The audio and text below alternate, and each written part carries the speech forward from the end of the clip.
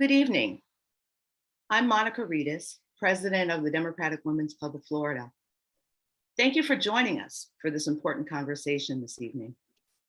The DWCF Training Committee has worked tirelessly under the leadership of Dr. Maureen McKenna and Chair Stacy Peters to develop a series of training webinars designed to educate and empower members in response to ongoing conversations with clubs and officers statewide. I want to thank you, Dr. McKenna and Stacy Peters, for giving this committee the opportunity to develop tonight's program because I believe its content is valuable for people overall to understand that there are differences in customs and nuances in houses of worship, no matter what the faith.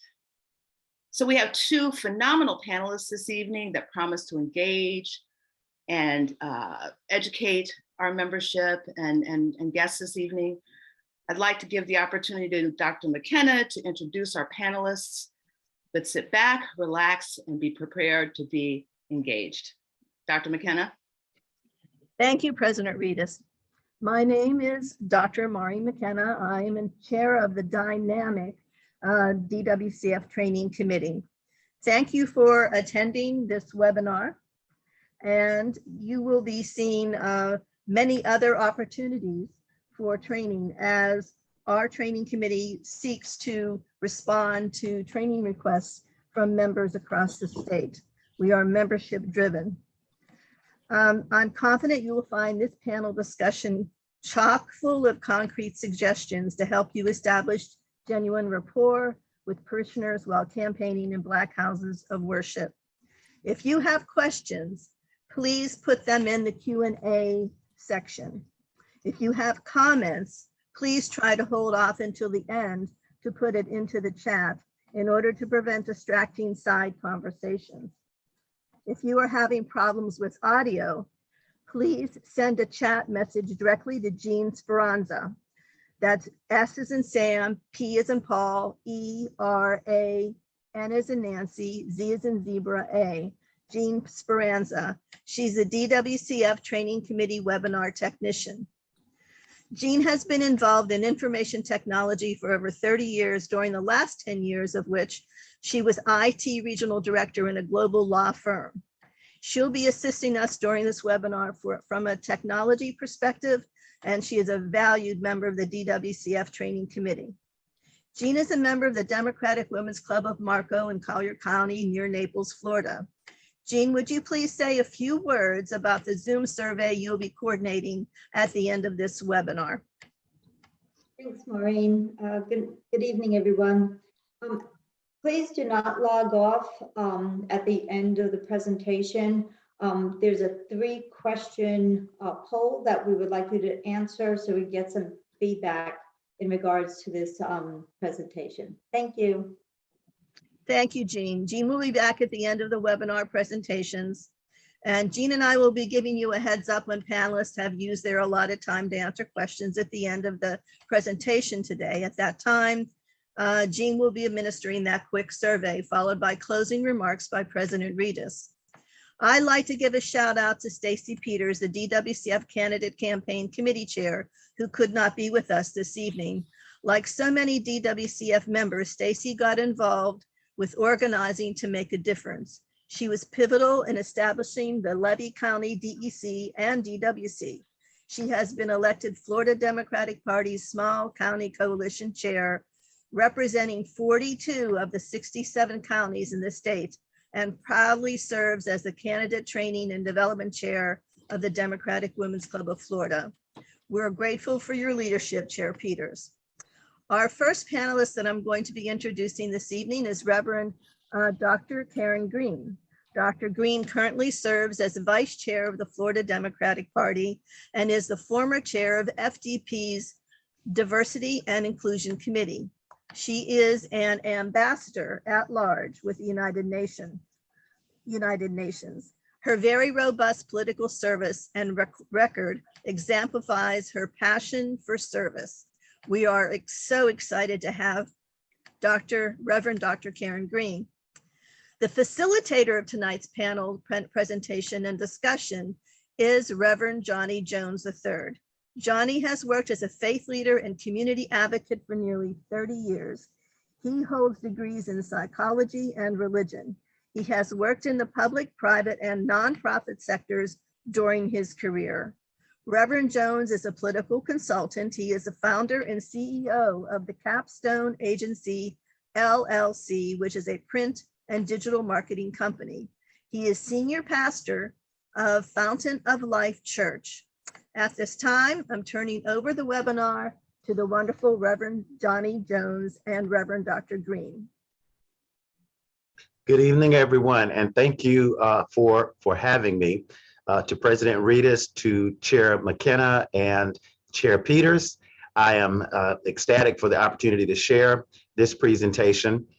Normally, Chair Peters would be here, and as Dr. McKenna explained, she is in the middle of a very exciting campaign and is extremely busy as a result of this. So I do want to credit her for being the genesis of this, and some of the local training that we did has in fact resulted in what we're going to share with you tonight. I also want to acknowledge my co-facilitator, Reverend Dr. Karen Green, who you will hear after I have presented the slides that I have for you. Thank you very much once again for the opportunity. And so I will begin to share my slide now.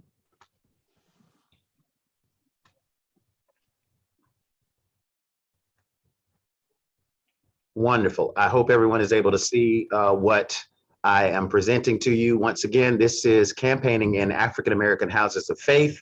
I am, as Dr. McKenna mentioned, Pastor Johnny Jones III of Fountain of Life Church, and I wear numerous other hats. This presentation that you are hearing tonight, as I did mention earlier, was a collaborative project between the Democratic Women's Club of Florida, the FDP Elections Department, FDP Coalitions Department, the Levy County DEC, and of course, Reverend Dr. Karen Green, whose role has changed since we initially started this process. I'm excited that she's able to also co-present with me tonight. Here's a quick overview of our learning objectives. This is what we'll be talking about for your benefit. Campaigning in African American Houses of Faith is a practical presentation, and we hope that by the end of this presentation, you will have some really useful tools to go and engage Black houses of worship for the benefit of sharing your message, your platform, your campaign, and to introduce yourself for further organization and influence in your community. We hope that you will take these learning objectives seriously, because of course I take it very seriously and I'm very studious about this, but we will give you some really solid points to be able to walk away from the workshop with tonight. So let's begin by talking about what the important roles of the Black church have been.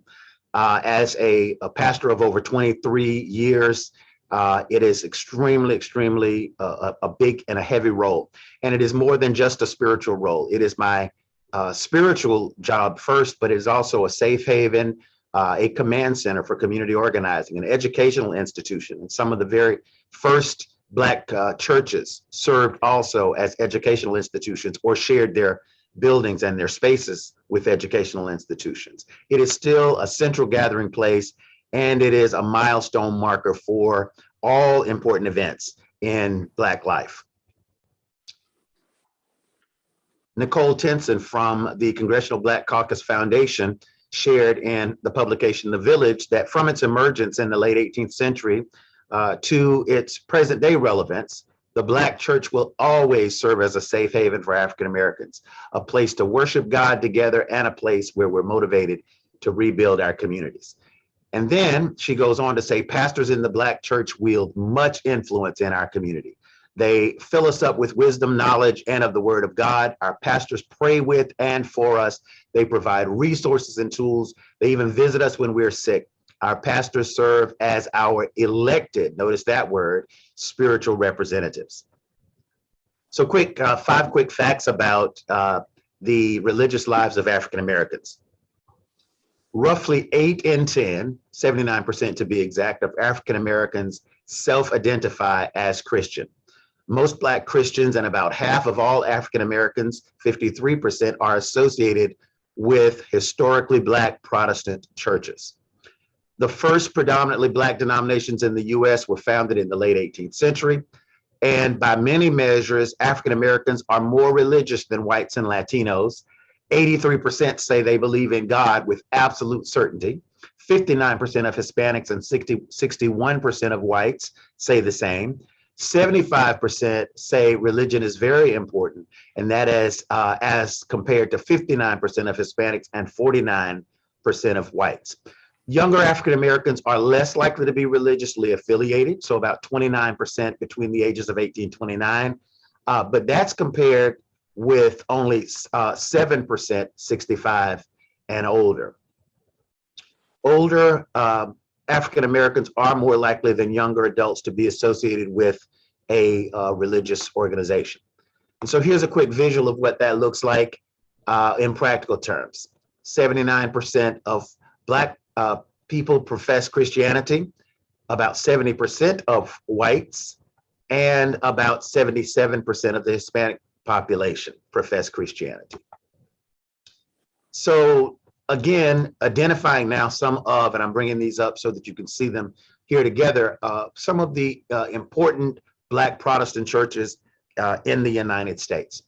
The AME Church, and these are in no particular order, nor rank or significance, but do take note of them. The African Methodist Episcopal Church dates back to 1787. It was a split from the Methodist Church and now has about 3.5 million members located throughout the United States, the Caribbean, and Africa.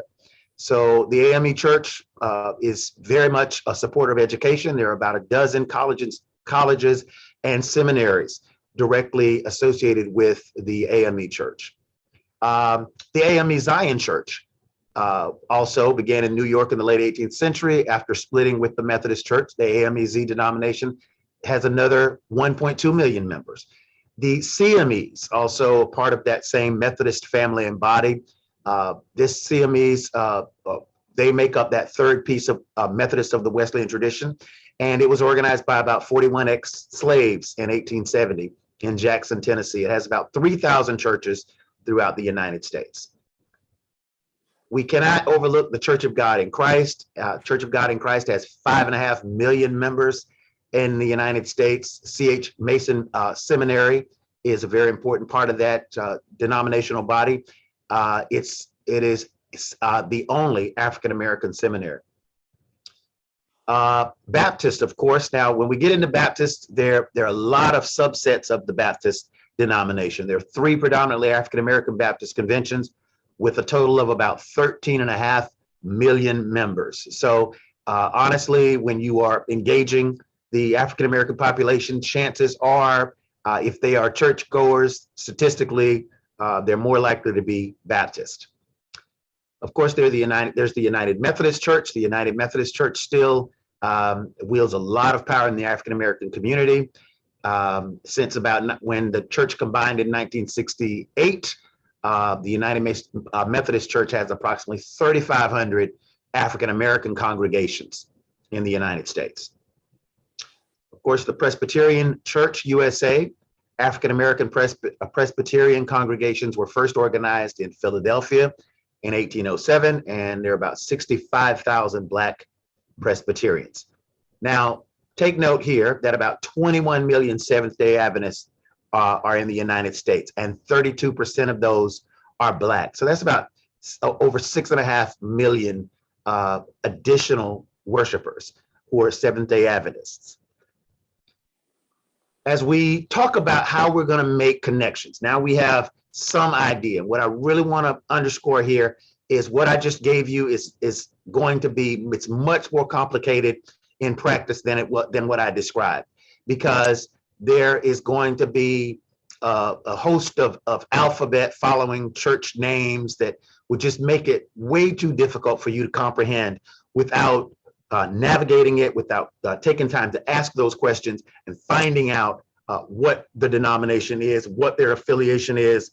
There are a lot of independent denominations that have similar or close names. For instance, the Churches of God by Faith, their name is very similar to the Church of God in Christ, but it is an entirely separate denomination. So here's what I'm going to suggest to you in order to facilitate contact with those local houses of faith. First, I would suggest that you use your community contacts.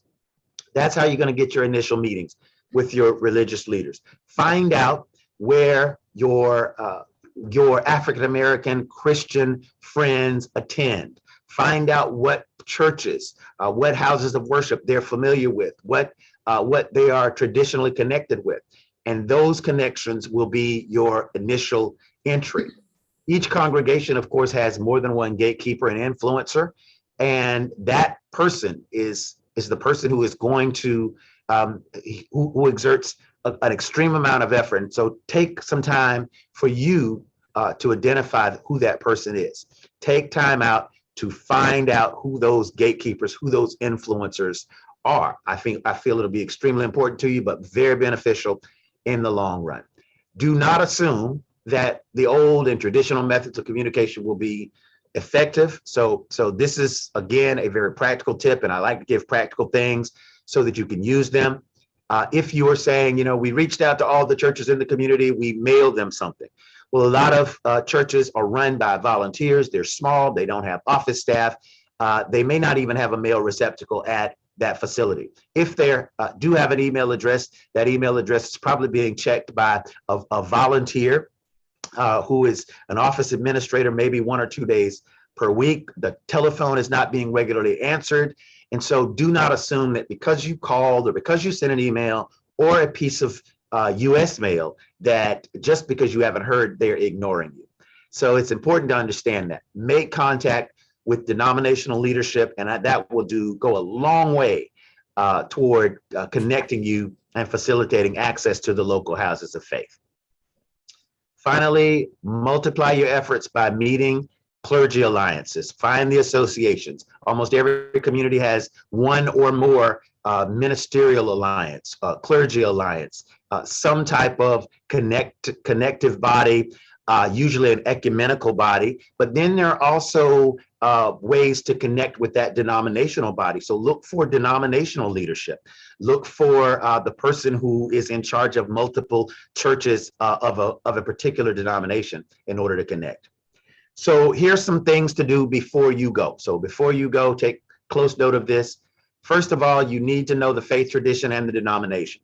Given what I have just told you, I admit that it is confusing, and that just because you approach a large edifice that may or may not have a steeple and a cross, do not assume that everyone's worship or worship style is going to be the same. You are going to enter a very wide range and very wide variety of worship styles and traditions. So keep that in mind. It's important to have some idea, and then take some effort, give some effort to learning the protocol, to understand the nomenclature, to understand the hierarchy of the church that you're going into. That will go a long way, because I'll say this once and you will probably hear it again. African-American churches are highly organized. It is a subculture. It is in and of itself, its own government. And when you walk into that, there is, at that moment, you are entering that space. So please understand the protocol. Please understand that how you address people, where you sit, who you address first could all matter. Also, this is important, and I will mention this a little bit later, but if possible, bring a companion. That's a good campaign practice anyway, where practical, but bring a companion if you are able to do so. Discreetly find out, usually beforehand, what the dress code might be. For instance, this morning in my pulpit, I had a t-shirt and a blazer and a sports coat on. You don't always assume that because it's church that everyone will dress the same, or that everyone will look the same when you get there. And that might also depend upon what the day is or what the observance is. Prepare to stay for the entire event. Notice I said prepare. There will be opportunities when you might get a little opportunity to sneak out, but prepare to stay for the entire event. I happened to host this morning at my church, our city's police chief, who stops in frequently. He's new to the job and he's trying to learn more about the community. And so he dropped in on our service. For the record, it is his 4th time doing so.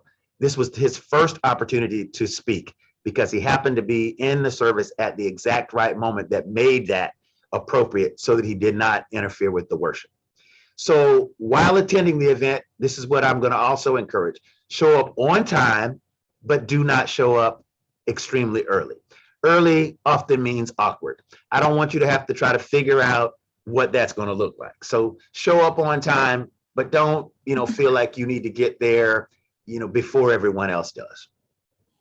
Do not expect VIP treatment. It seems like that should not require stating. However, I would warn all people who intend to campaign in Black Houses of Faith to just go.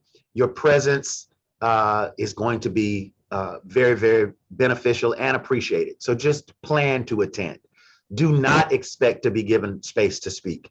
If that has not already been prearranged, do not assume. Again, my example of the police chief this morning, multiple times he came and I was just able to acknowledge him.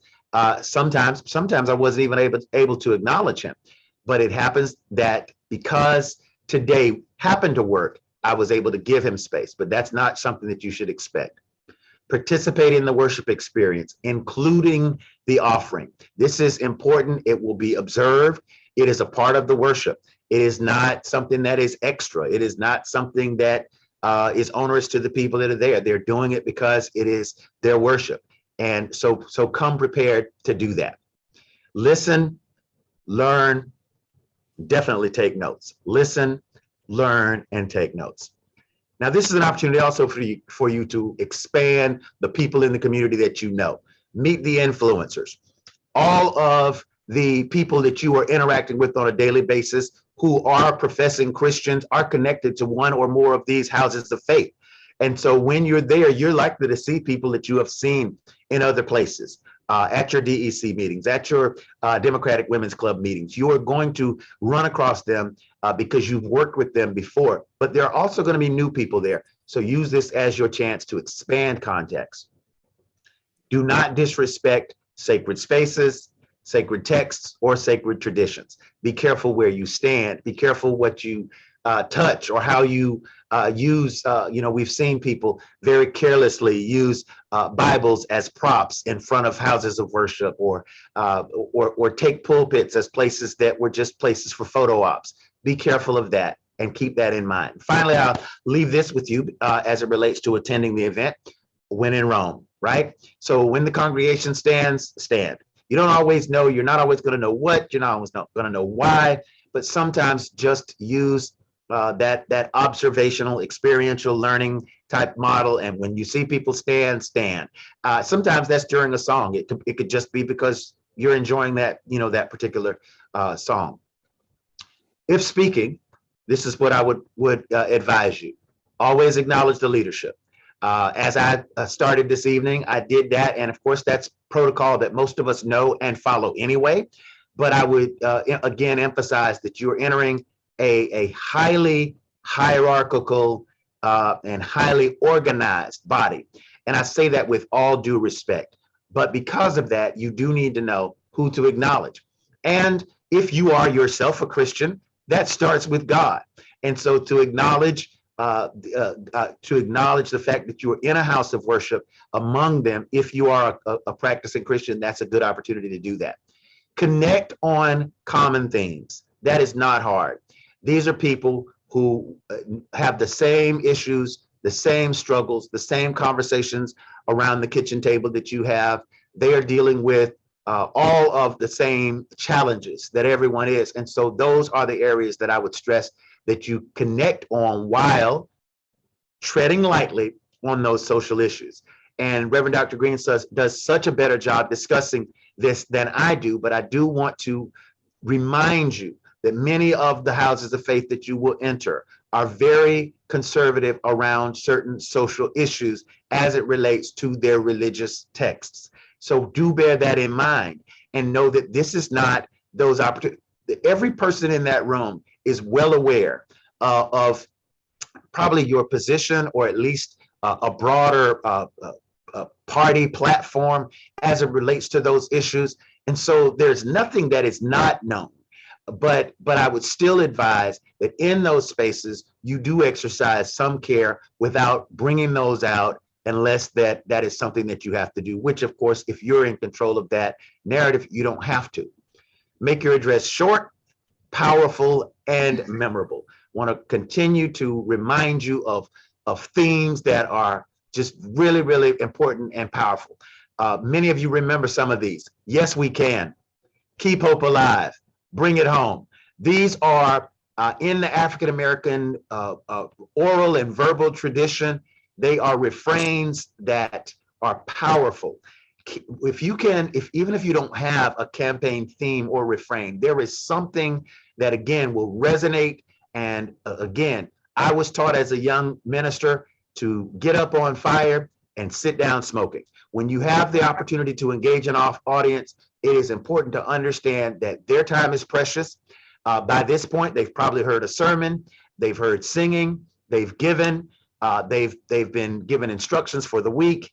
And the only thing that stands between them and their dinner at Longhorn is you. So keep that in mind. Make that memorable, connect, and make it worth your while and theirs. After the event, this is important, take advantage of social media with tags and photos. Now, I gave you as a point earlier in preparing to go to the event, I advise that you bring a companion. This is where that will be important. When you have that companion while you're there speaking, they've had an opportunity to take a picture of you in the pulpit, on the dais, with the leader there in the background. And that photo can then be used for social media where you can tag and include them and cross post so that, again, you're able to connect with a larger audience. If you have leave behinds, your walk cards, your flyers, even sometimes early on in your campaign, petitions, any of those things, signs that you might want to leave, be prepared with that because someone may ask. Also, follow up on any promises that you made. This is another very beneficial point to bringing that campaign companion along with you. It could be anybody, family member, whoever it happens to be. If Mr. Jones happens to say, I've been dealing with this pothole in front of my home, and you say, well, I promise that I will look into that for you. Please do remember that, and please do follow up on any of those things that are made early. Later, I want you to reach back, take the temperature, talk to those people who were your influencers, your contacts, the navigators. Talk to them and say, hey, how did it go? What were people saying? Did I present well? How did they feel? Take the temperature so that you can prepare for how to continue this style of campaigning. So I want to leave you with this. If you want to learn more, if you want to dig in into more of the significance, the historical significance of the African American church in all that we do, I want to advise this or point you to this text, A Way Out of No Way by L.H. Welchel. So this, again, is an opportunity to dig in and do more study as it relates to it. And then also I would recommend, and the ISB numbers are here, I'll leave this up for a second for you to take note, The Black Church in the American Experience. Again, published by Duke University Press, another good place to go and to learn more. I want you to understand that the churches that you will be entering, many of them are based in Black liberation theology. The church is not just a place for spiritual liberation, but it is also a place for social liberation, and the strengthening of the family, the elevation of the consciousness, a deeper understanding of everything that's going on in the world. And they are depending upon spiritual leaders like me and so many others, male and female, who gather in their houses of worship on Saturdays and Sundays to pour into them and to equip them to handle all the things that they handle throughout the rest of their day, week, and life. And so I do want you to keep that in mind. I appreciate this opportunity. I am ever more grateful to the Democratic Women's Club of Florida for considering this worth educating about. I feel like many times over my career as a pastor, I've had people come in, and because I was unprepared as a faith leader, I was not always able to handle them. And so I do the work on the other side by talking to faith leaders and letting them know that it's not a compromise for you to have a politician to come in, or someone who's seeking office to come and speak to your congregation. It's a place to educate. My church, Fountain of Life, just hosted Friday night a political forum that drew over 18 candidates, including some state level candidates. And so I would strongly encourage you to engage with people who are just waiting to hear from you. So if your campaign has not included that in its strategy, this is the Democratic Women's Club of Florida and Pastor Johnny Jones's strong way of saying, get it done, because it is going to be beneficial to you. With that being said, I will now pass the mic to Reverend Dr. Karen Green, who does such a good job of picking up where I left off and talking about things that I may not have mentioned and helping to interface that. And as a candidate herself, again, being able to share deeper insight. And so now I will turn it over to Reverend Dr. Karen Green. Pastor Johnny Jones, you are an inspiration and you are a blessing to so many of us. Thank you for initiating this in-depth training, and we're so blessed to have you doing this over the last couple of years. You have touched on most things. Are you hearing me? I'm seeing where my mic is muted. Are you hearing me, folks? Yes, we can hear you. Okay, We can great. hear you. Thank you. Johnny, you've touched on so many areas. I'm inspired by the clarity of information you shared with us. And yes, you're quite right. The Black churches of worship has long been the freedom bedrock of Black people, not just in this country, but across the globe. This is where freedom was founded for Black people. It was our place of worship, where people would actually go to liberate themselves from what we knew to be enslaved, freedom of slavery, freedom of imagination, freedom for economy, everything. Actually, this is the hub of where the Black family actually evolves and is empowered. And so thank you, Johnny, for enlightening us as to where this happens. I wanted to just expound on a few areas. Johnny was quite right that you walk into the church. Before getting there, we across the state of Florida, like other states, Florida is one of the most diverse states. You heard earlier where I had the blessing of serving as the Democratic Party's Diversity and Inclusion Chair. And what that means is that Florida, like California and New York, right now is literally the most diverse because of the ethnicity and the cultural diversity of so many nations in this one state. With the diversity of cultures and nationalities comes multicultural faith and practices of worship. And one of the things I think we want to look at when you're going as a candidate into different regions across the state is looking to see what the demographic of Black worshipers are and where do they worship and how do they worship. So we've heard all of the different types of Black worship churches. This is not to say that we talked about the organized denominations. We talked about those that are not traditional worshipers, worship traditional faiths. But one thing is true, and here's a way to identify this. Here's a little way to see where you would literally go with this. For folks who are from European countries that are governed by French as a primary language, usually French origin countries are Catholics. And so typically these would be Catholic by faith. Folks who are from the English-speaking colonies would have usually been Anglicans or Protestants, or in most cases, evangelistical practicing folks. And also in these countries, the Seventh-day Adventists, Mormons, and in some cases, even the Latter-day Saints were more missionaries in these other countries that were typically untraditional, where missionaries were. Now, another unique thing that happens in these faiths is that the organized religions such as Catholics, the Seventh-day Adventist faith, which originally was my faith, I was born a Seventh-day Adventist, baptized, born in Adventist hospital, all that. Most of these religious organizations did not allow women to be ordained in these churches.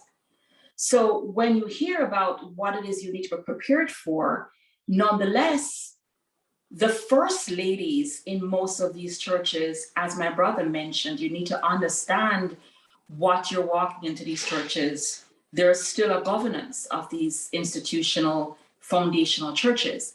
The pastor and the first lady also has her role in these organizations, these churches that are founded. So we're talking about in the churches that we have ordained women as pastors. Usually you wouldn't find this in a Catholic church. You wouldn't find this in a Mormon church. You wouldn't find this in a Adventist church. However, you would find that there are other churches would have the first lady in these communities are very influential. So let me back up for a minute. I'm saying this to say that once what we recommended on a previous discussion is that it is always important, as Johnny said earlier, is that within your campaigns, you want to get to know your community. You want to get to know the folks in these churches. Most churches have community engagements or community outreach departments. There are other things happening in the churches, not just going to church on church worship days, but they have community engagement days. They have, in some cases, feeding programs. These days, with everything that is happening in this country, there are food banks. There's school outreach programs with summer programs. Sometimes they have summer programs. They have vocational Bible schools. And so we want to be able to interact and engage with students, with the church board, the church communities. There are teachers who are church members. Here is an opportunity to not just become a member or support the church, but here you now have an opportunity to interact with your teachers. So I strongly suggest that you get to know the church board members. Introduce yourself by calling the church office. Introduce yourself and/or your committee to the church. Get to know the board members, see what activities are available to participate in. And then from there, you get to see what activities are happening, how you can actually civically involve yourself in participating. And then you build that relationship of engagement with your community going forward. You know, Johnny and I and this organization, the Democratic Women's Club, we've long been advocating and looking to see where we feel as Black people and people of color in the state and across this nation, we're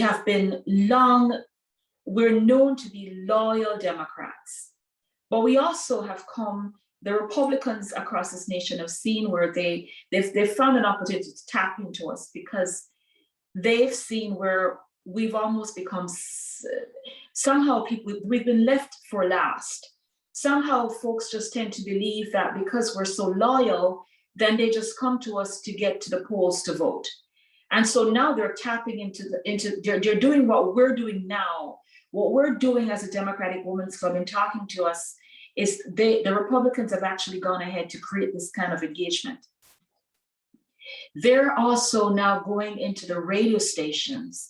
They're going into communities. They're pitching tents by talking to groups of people. And we on the Democratic Party have actually just waited to do the last GOTVs by getting into churches, by getting out souls to the polls. This is not where we are, folks. What we're saying here, Johnny and I and the Democratic Women's Club are saying to us is that the Black churches happens to be your biggest ally. We're not just here as a church pulpit. We're actually here as your advocacy, as your activism lobby. We are your partners of engagement. We are your hub of community outreach.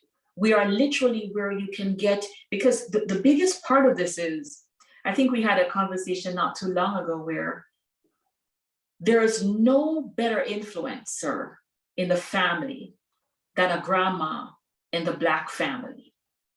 There is no stronger influencer than a grandpa and a daddy who brings home that money to his family, than a mother who sits at that table and tells her children what they need to work for, what is the ambition of a family, why they need to do this, and and who they should support and who they should elect because they like this person, because this person is talking truth, and they could look in this person's eyes and see how genuine this person is, because this person worshiped with us and this person believed in our prayers. So this is real talk. And so I'm saying this afternoon to everyone in our hearing that it is important not just to go to our churches because you're going there to ask for our votes, but come to us because you want to partner with our communities. Come to us because you want to see that our economic development is sustained, because you want to see that our housing or social justices or freedoms are procured. And so for all these reasons, we invite you to continue to listen to the Democratic Women's Club, continue to tap into us as we continue to make this time available for you.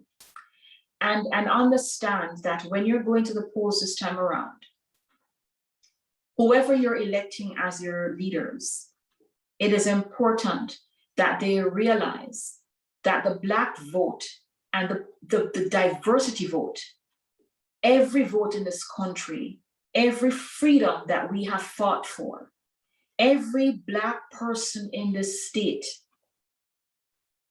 unlike other states, took a little longer to get to this place. I encourage you to speak to us. Take every one of our rights, everything that you see that is likely to be reversed. Take everything serious. Register to vote. Again, another important part that we've missed. This Democratic Women's Club, and I want to just commend all of you on this call this evening. Stacy, Maureen, Monica, Jenny, all of you on this call this evening, and the listeners across the state. Our freedoms are at risk. I know many of us who have been on the campaign ground, steering campaigns for a very long time, we have missed a lot of messaging opportunities. But this afternoon, as a woman of faith, a praying woman, I'm not going to miss an opportunity this afternoon to say to you that we cannot afford to miss the opportunity that Marcus Garvey, Martin Luther, and every praying person in this country, Martin, our leaders prayed for. We have to maintain the fact that the church in this country, that our faithful leaders, we want to maintain and uphold the rights of every person in this country. So please join us. Come to us. Faithfully, we were going to be here to support you. Make sure you get into our churches and do it just not coming to church on Sunday or Sabbath. Another thing we want to touch on is that there is an organization in the state of Florida that literally steers the health industry. Advent Health, the hospital that is here in the state, is actually led by the Seventh-day Adventist Church. And I think we all need to make sure that we tap into those organizations too, because we also need to align ourselves knowing that there is healthcare, there is education, and there is all these things are aligned. Folks, we shouldn't let anybody get off the hook. I'm just saying, folks, let us continue to build, not just by faith, but by engagement. And I continue to offer my services here, folks. And let us just continue to pray together. As my brother said, let's leave with one thing, leaving the pulpit and in our meeting, is that the only way we're going to win is not by what makes us different, but what brings us together. And it is only love that is going to unite us in this great state and in this country. Thank you all, as always. God bless you. Thank you so much, Reverend Dr. Green. I again echo what I said before. You always provide such a wonderful summary to what has been said. We're going to go to the Q&A. I see about 3 questions there, at least 3, some for me and some for others. But I do want to emphasize 3 quick points. And one of those is that Reverend Dr. Green ended with this. She said, love. Love is what is going to unite us. And I do want to say that there is something that we all need to be aware of. And this is a great opportunity for us to carefully broach it with you, is since we know that Republican operatives are doing their due diligence to go out and try to capture the attention of African American worshipers, then it's vitally important that we do similar work. And one thing that we have to be cautious of is that there is a very fine undercurrent that we have to be careful of as Democrats, where we seem less tolerant of the faith and of Democrats of faith. So we have to be careful about that as we approach. And so with that being said, I want to address one of those questions. There is, and someone saying, can you provide at some point, how does one join this organization? So I'm going to refer that question back to those of you who are the organizers here at Democratic Women's Club of Florida. But I want to deal with Sharon Adams Taylor's question, which was, how do we tread lightly on social issues? So let me clarify what I said when I said what I meant when I said that. We do not enter spaces where we know that there are pillars and foundations of faith that also may at times run counter to cultural norms and accepted cultural practices. And so if, in other words, we never go in attempting to pick a fight. What you will find that when you come into a Black church, you will find one of the most loving, welcoming, tolerant spaces that you have ever entered.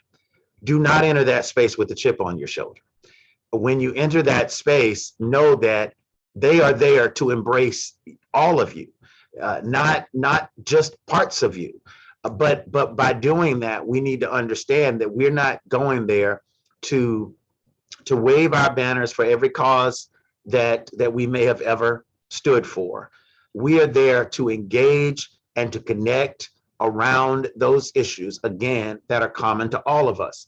And so obviously, our messages and our messaging changes based on our location and and based on our audience. And if that audience it happens to be an audience of faith, then don't bring up those questions that we know will create controversy around that for those Christians, because they are having to process and decide and make multiple layers of decisions about not being single issue voters or 2 issue or 3 issue voters.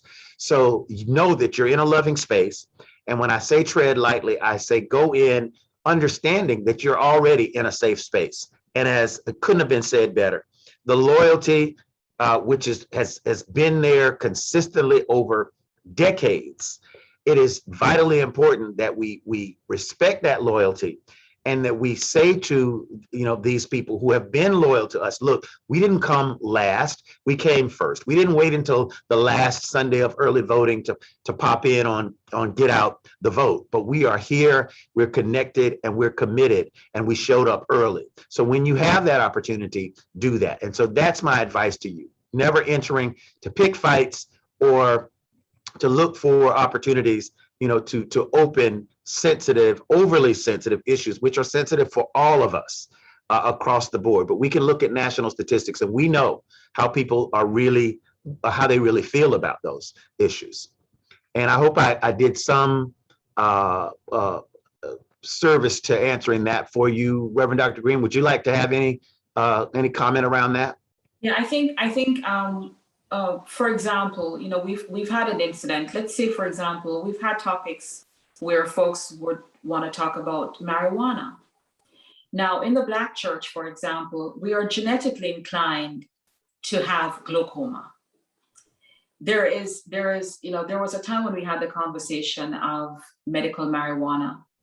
And I remember being there with a candidate at the time, a gubernatorial candidate. And just to be clear, in my own birth country, the medication, the discovery of using marijuana to create a drug used to heal glaucoma was used from ganja, marijuana. Now, Black people on a whole are genetically inclined to have glaucoma. There is no way we could say that marijuana cannot be used for healing, right? So you cannot, in a topic, go against the use of marijuana. But this is not the place to discuss the use of recreational marijuana at the time in the church, right? Because the study at the time was not there to say, let's use it for social use. But the conversation would have to be continued. We also know as a cancer survivor that marijuana is also used for pain ailment, for pain, the use of pain use, which is less than using, any other hypnotic treatment. And so the reality is that the discussion for this is that God promised to advance wisdom and knowledge to every single human being. And so the conversation is there in doctrine. So we don't want to get into the long logistics, but what you can say is to anyone asking these questions is that it is written that the teachings of wisdom would be instilled, that it would be there. And so you're not going to contradict what is to be said. You do know that these conversations would have to go on. You could go into longer discussions, but being there in the church on that day is not where it needs to be had. You would actually agree in some instances with the discussion, but it would have to be expounded. So there's nothing that you would disagree with. There is so much to be expounded. We know we're going to have discussions even right now with the freedom of a woman's body. And so I look forward to those conversations as well, because again, we're talking about these issues with our faith. And Johnny, you and I will have those discussions too. But again, as democratic women, the freedom of women, God's choice, God's giving man the wisdom and creating that leadership is some of the things we will talk about. So anyone who's asking those questions, as democratic women and Democrats, part of freedom is freedom of choice. God is, the God we serve was not a dictative God. The God we serve is a God who gave us a God of choice. Even to choose to worship him, he gave us that ability. So I'm eager to have those conversations as well, my brother John. Thank you so much. And Dr. McKenna, I am aware and I see your notes, so I will make sure to bring you on to answer those questions. In a second, I want to respond to Juanita Powell-Williams, who asks, is it advantageous for a campaigner to submit a note to the pastor or pulpit of their presence and perhaps when to send a letter of their intent to attend a service? I would say absolutely yes. Here is the thing. Here's something else that you do need to know.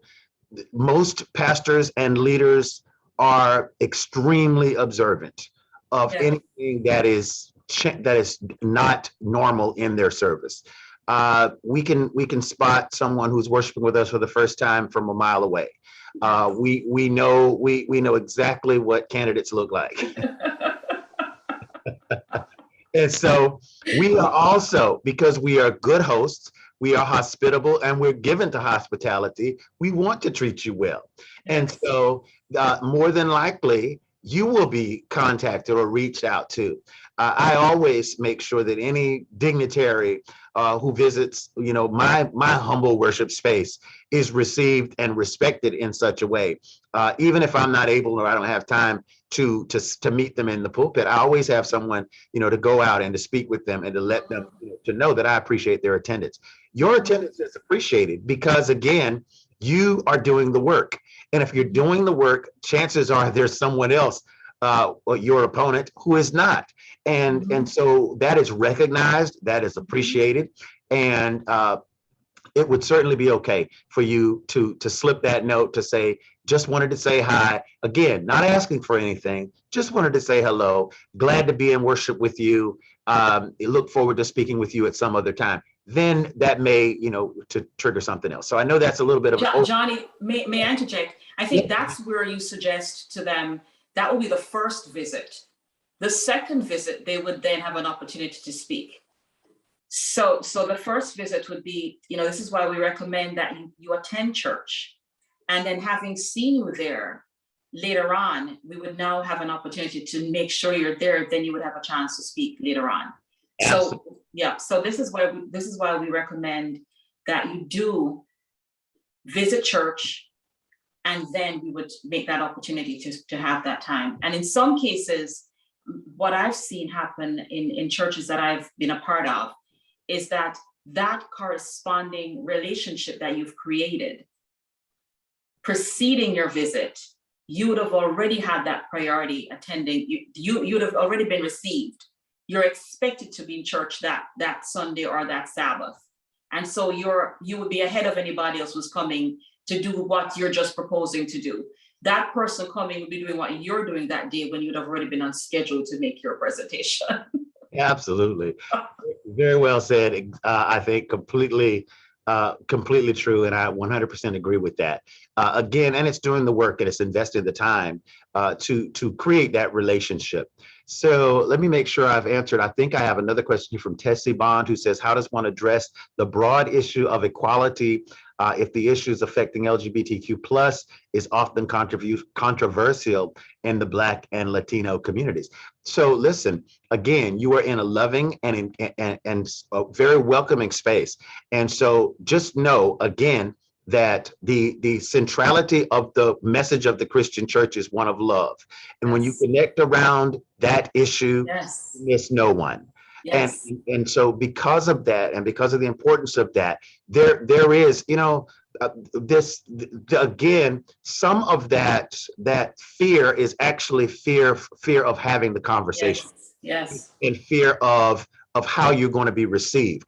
So we all know that equality is important and it's valuable for every group, for all groups. And so again, because our message is so rooted in love, anything that you address in that way is going to find its appropriate and acceptable place in worship. However, again, if we're not discussing that, or if then it seems awkward, it seems misplaced, it seems like you're just addressing something that may not have been what's being talked about.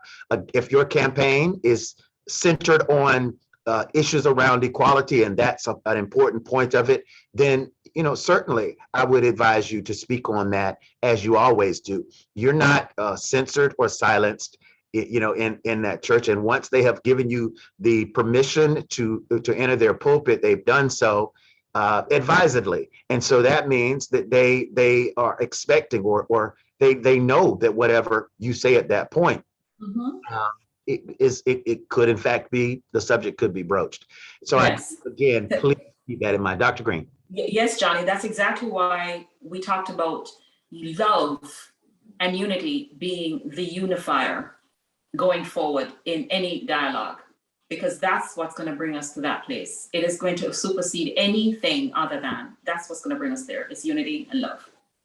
Totally agreed.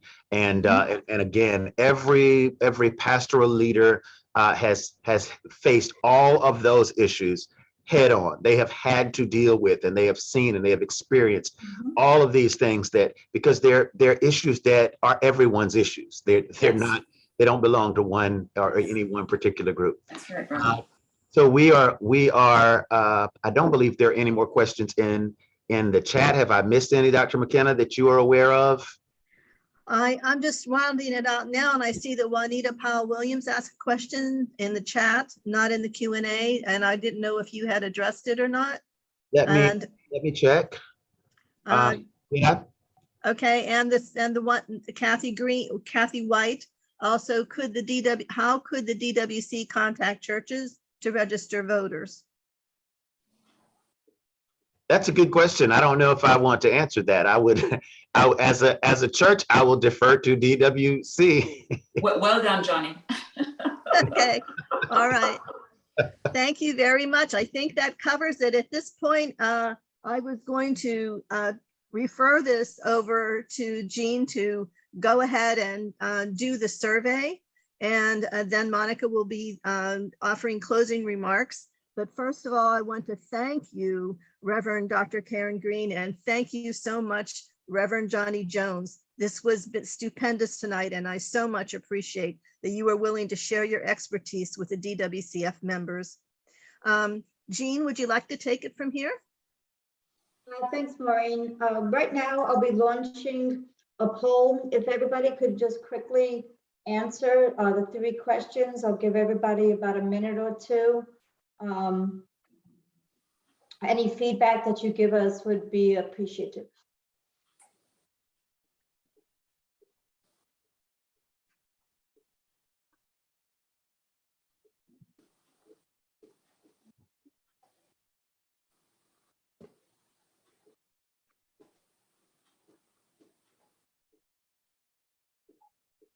Okay, we have about 40% participants.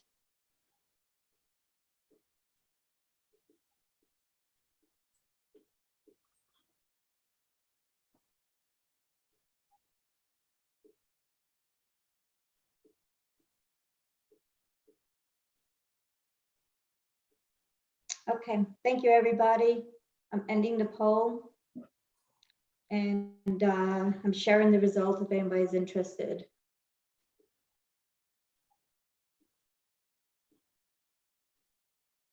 Okay, Maureen, thanks. Monica?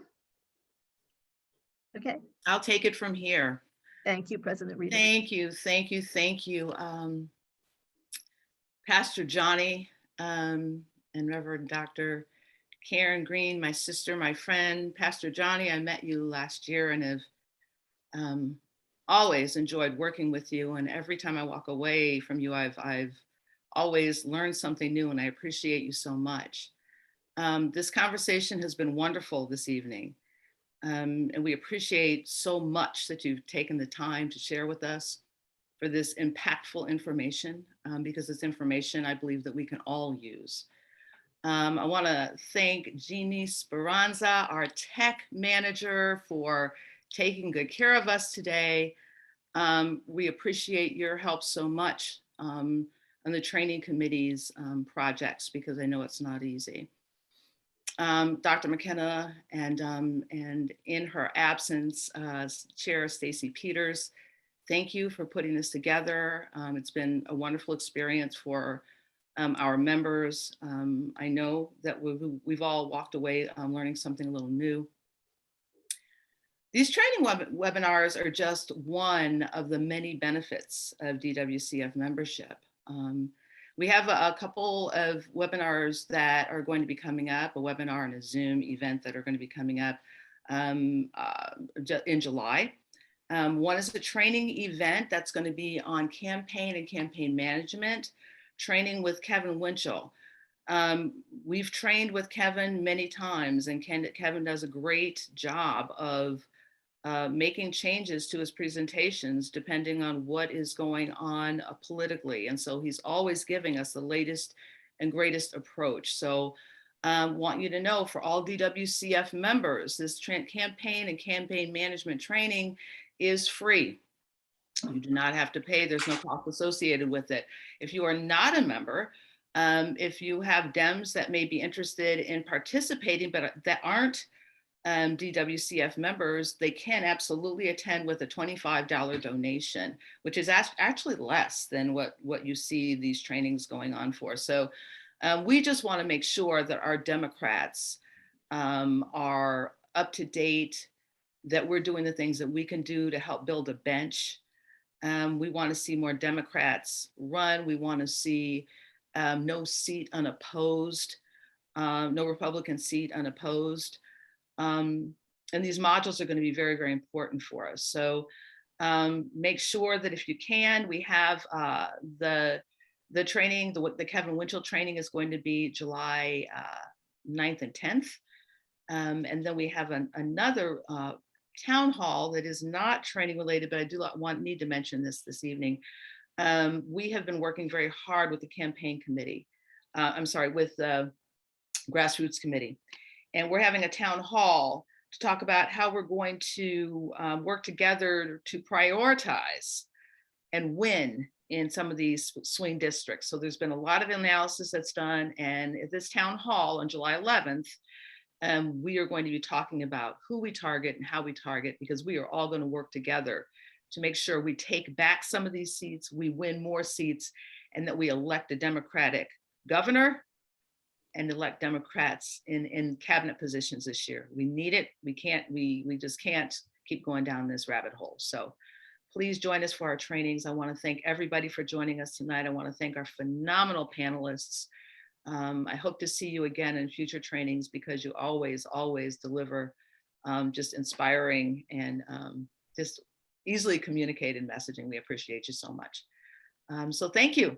And thank you, Dr. McKenna. You can take it over.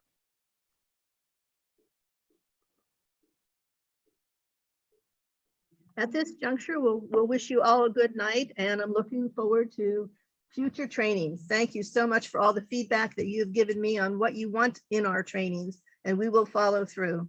Thank you and good night. Thank you. Bye now.